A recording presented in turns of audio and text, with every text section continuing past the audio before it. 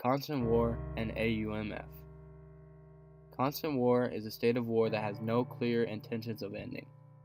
Constant war is a very relevant topic today. It was actually predicted by George Orwell in the novel 1984.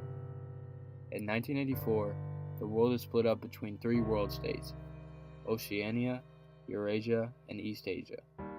Winston describes these world states as being at war for as long as he can remember. Oceania was at war with Eurasia, therefore Oceania had always been at war with Eurasia.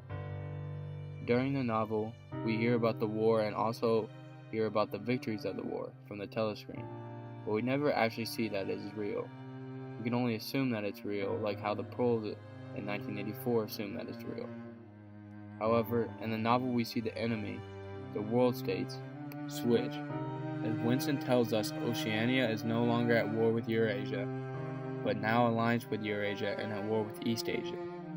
This is similar to the modern day with the current wars in the Middle East and how it seems like we are always going after a different enemy and living in a constant war. Today, the war on terror is right now our best example of constant war.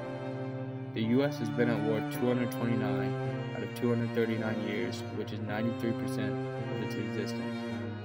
And the second longest war, the war in Afghanistan, falls into the category of the war on terror. It has been a long 17 and a half years since it was declared, which is only days after 9/11. Now, why has the constant war in the Middle East gone on so long, you may ask? Well, it is in part because of the AUMF.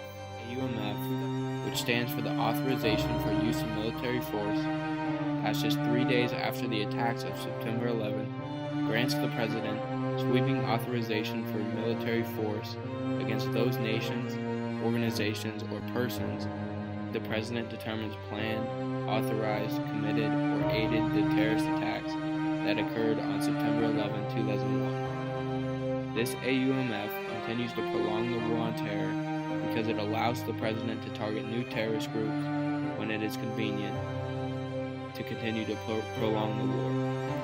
And as they continue to launch drones and drop bombs on these countries, it increases the chance of killing innocent civilians with very few results for actually confirmed target hits, making it even harder for the future of stopping terrorism.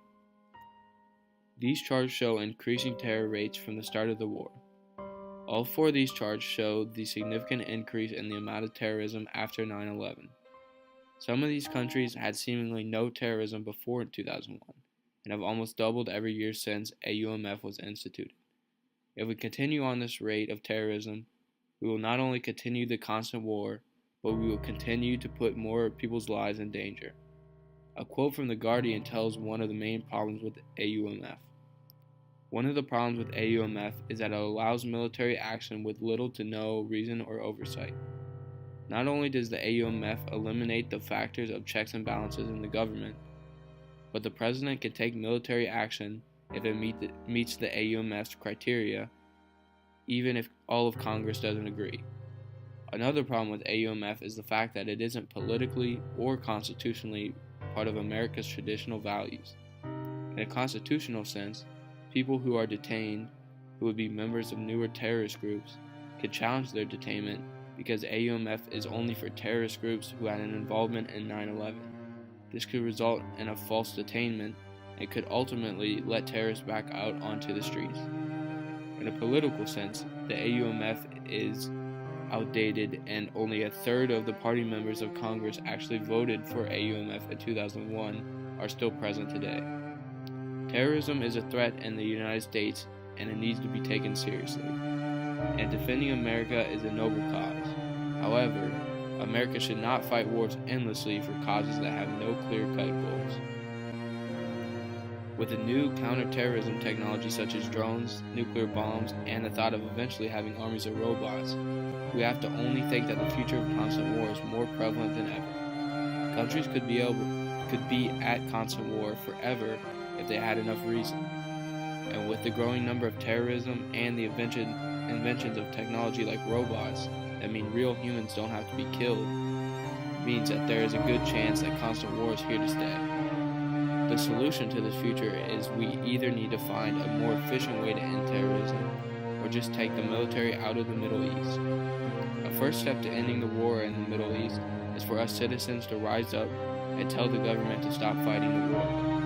Not only that, but also to tell the president to stop exploiting solutions like the AUMF to keep provoking groups like ISIS and the Taliban and find a better way to deal with terrorist groups than dropping bombs and risking lives of soldiers by deploying them in the Middle East. Lastly, if you think constant war is not changing the world more like 1984, just think about this quote from James Madison, the fourth president, 224 years ago.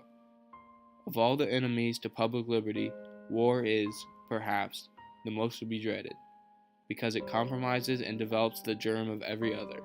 No nation could preserve its freedom in the midst of continual warfare.